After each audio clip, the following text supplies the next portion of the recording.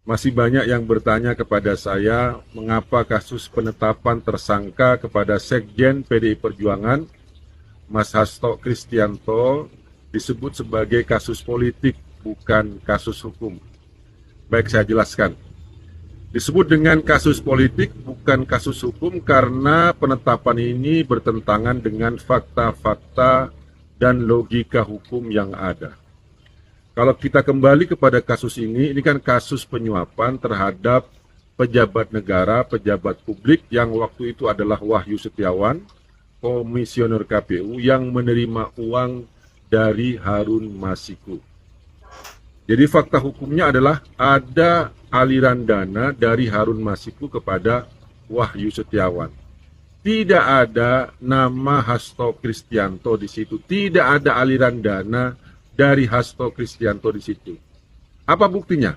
Buktinya adalah putusan pengadilan nomor 28 tanggal 15 Agustus tahun 2020 halaman 160-161 dalam amar putusan Majelis Hakim disebutkan bahwa dana yang mengalir yang diserahkan kepada Wahyu Setiawan benar-benar dari Harun Masiku. Jadi tidak ada aliran dana, tidak ada keterlibatan Hasto Kristianto menurut putusan pengadilan terhadap Wahyu Setiawan.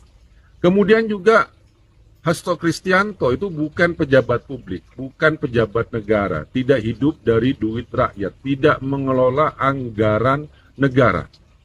Bahkan selama 10 tahun, tepatnya 9 tahun bersama dengan kekuasaan, Mas Sekjen memilih hidupnya untuk tidak menjadi pejabat publik.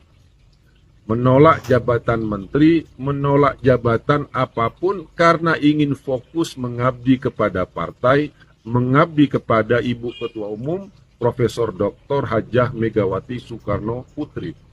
Kemudian dalam kasus ini juga adalah tidak ada kerugian negara sama sekali, alias nol.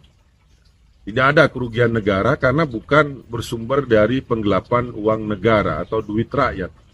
Bandingkan misalnya dengan kasus seperti yang disampaikan almarhum Faisal Basri, dugaan ekspor ilegal biji nikel, yang menyebut nama di situ ada Bobi Nasution, ada Erlangga Hartarto, dan videonya sudah viral.